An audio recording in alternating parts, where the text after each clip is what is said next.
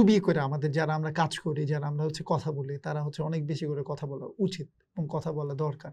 এবং আমরা হচ্ছে যারা কোথাও কোনো না কোনো জায়গায় আমরা যারা হচ্ছে একই রকম মতামত মানে আমরা হচ্ছে সিদ্ধান্তে উপনীত হইতে পারি, সেখান থেকে হচ্ছে আমাদের আলাপটা ছড়ায় দেওয়া দরকার।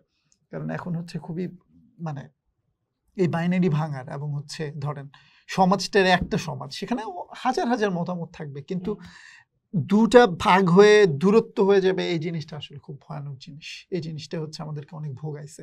এই জিনিসটা আমাদেরকে হচ্ছে ধরেন একটা বড় রকম ধরেন এটাকে কি বলে একটা হত্যাকাণ্ডরে জাস্টিফাই করাইছে। তো এই জিনিসটা নিয়ে তো এবং এটা আরেকটা হত্যাকাণ্ডের পথ পরিষ্কার করছে।